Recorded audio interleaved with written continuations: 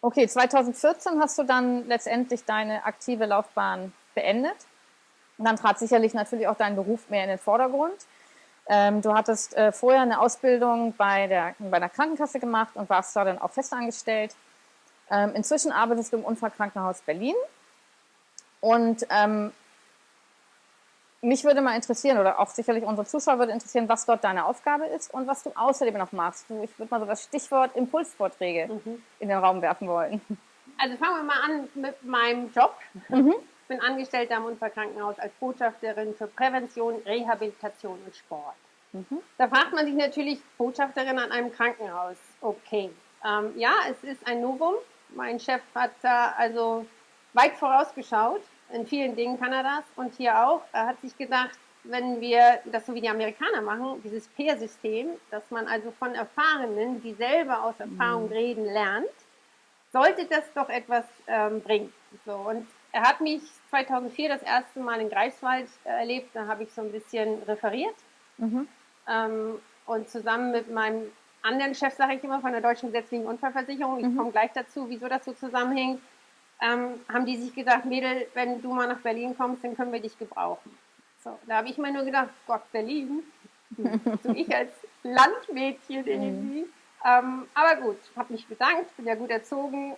Und dass das irgendwann so geht und dann sich entwickelt, das habe ich damals auch nicht irgendwie erwartet. Aber ich habe nach Athen angefangen, aufgrund dessen, dass man mir nachsagte, ich kann gut reden, man hört mir gerne zu, habe ich Impulsvorträge gehalten, um zu motivieren, um zu inspirieren, wie auch immer.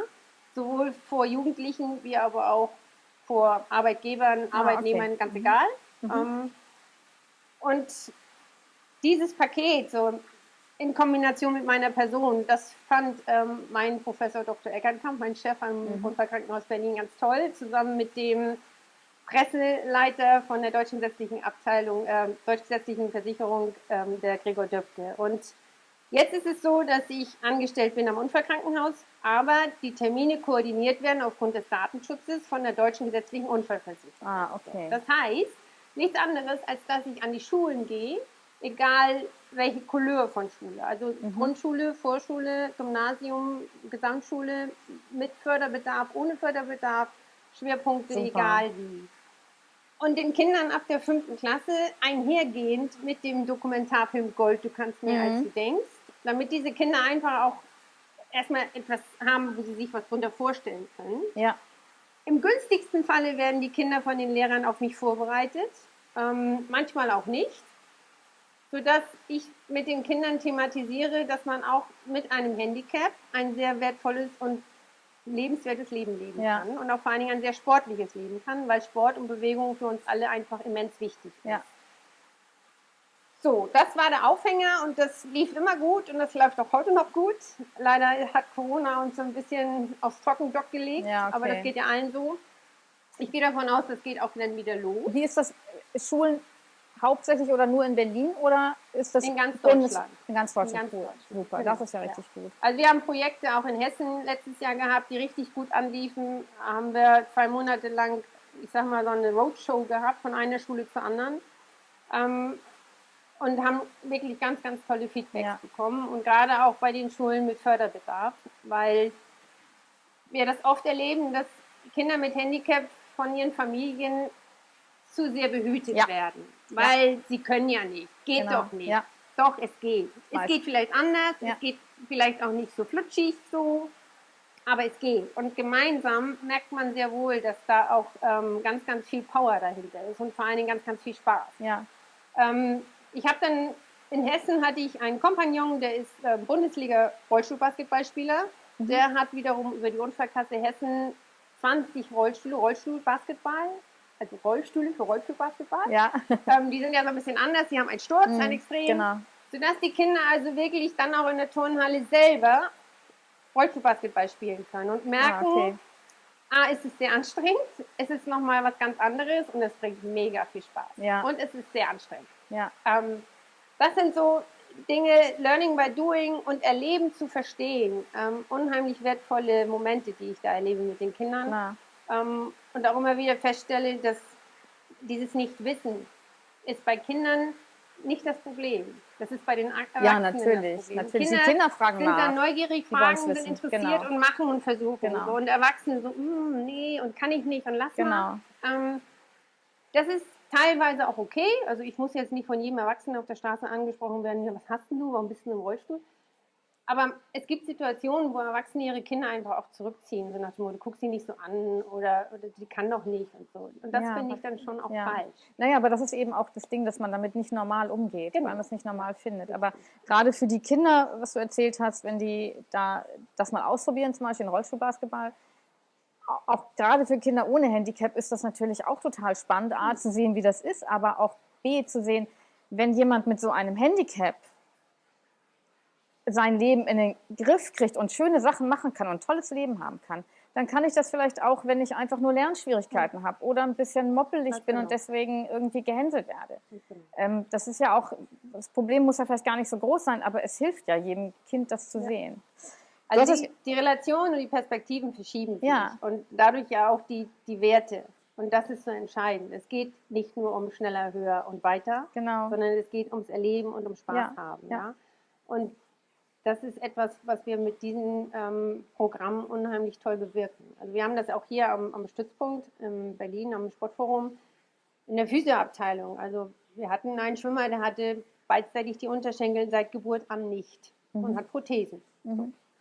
Und war dann nach dem Training angemeldet für die Physiotherapie und ist dann dahin, ist dann auf die Bank, hat seine Prothesen abgeschnallt, sie hingestellt, sich hingelegt und wartete jetzt auf den Physiotherapeuten. Und nebenan auf der Bank saß ein Handballer, der Achillessehnenverletzungen hatte und jetzt schon seit 4 Wochen aus dem Training raus war. Und der hat sich das angeguckt und hat nichts gesagt und hat sich behandeln lassen und hat immer noch nichts gesagt. Und irgendwann später ist er mal zu seinem Trainer gegangen und hat gesagt, ey Alter, der hat keine Unterschenkel von Geburt an.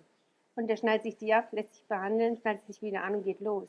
Was bitte habe ich für ein Problem mit meiner Achillessehnenverletzung, wo ich irgendwie jetzt für 2 Monate nicht ins Training darf, aber dann kann ich wieder aufbauen. Ja, auch das ist ein Effekt. Ja? Einfach mal zu relativieren, wie gut habe ich es? Wie wertschätzen kann ich meine Situation und wie dankbar kann ich darum sein? Und das sind so die Dinge, die wir mit den Kindern da bearbeiten. Und auch Verlust, ne? Tod, Krankheit. Es gibt viele, die irgendwie im Bekanntenkreis, Familienkreis jemanden haben, der gerade erkrankt ist und vielleicht keine guten Perspektiven hat und wie man ihn vielleicht begleiten kann und unterstützen kann. So, all das sind so Sachen, die leider in normalen Schulprogrammen nicht so bearbeitet werden. Den Kindern dazu helfen, wie man damit umgehen kann. Das ist schon wichtig. Ja, du hast es gerade eben schon angesprochen. 2011 und 2012 stand das ganz besondere Projekt an, nämlich die Dreharbeiten zu dem Film Gold, du kannst mehr als du denkst. Den ich mir natürlich auch angesehen habe und den ausgesprochen bewegend finde. Ich habe mehrfach geweint, auch an verschiedensten Stellen, also gar nicht nur wegen Trauer, sondern auch wegen, hat es einfach auch richtig toll gemacht, also wirklich richtig schön. Da bist ja auch nicht nur du, sind ja auch noch 2 andere Athleten, um die es da geht und allein diese Geschichten da in Kenia und so weiter finde ich einfach atemberaubend und unfassbar, sich vorzustellen, wie man sich durch die engagieren kann. Busse in Kenia, in diesem riesigen Parkplatz da durchnavigieren kann, wenn man blind ist. Also es ist mir ein Rätsel und ich habe da wahnsinnigen Respekt vor. Aber das hat ja sicherlich auch noch mal was mit dir gemacht. Also es war dann 20 Jahre nach dem Unfall. Da bist du das erste Mal wieder nach Boberg gekommen, glaube ich, im Zuge der Dreharbeiten. Das war sicherlich auch ganz anstrengend. Hast du da noch irgendwelche neuen Erkenntnisse auch irgendwie gewonnen dabei? Dass heutzutage die Rehabilitation anders läuft, wesentlich schneller.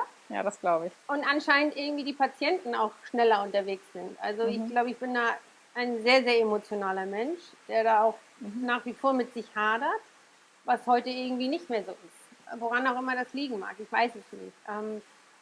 Aber ich denke ganz oft, ich bin echt eine Mimose, was diese ganze Geschichte betrifft. Und kann einfach nur hoffen, dass das so, wie es jetzt ist, einfach die Natur hergibt und nicht irgendwas Vorgegebenes ist. Oder also interessant, jeder Außenstehender würde das überhaupt nicht unterschreiben. Also wenn du jetzt sagst, du empfindest dich da als Mimose, wenn ich mir überlege, von wo du gekommen bist und was du erreicht hast in der Zeit, das finde ich so unfassbar. Ich bin mir nicht sicher, ob ich das gekonnt hätte, also körperlich.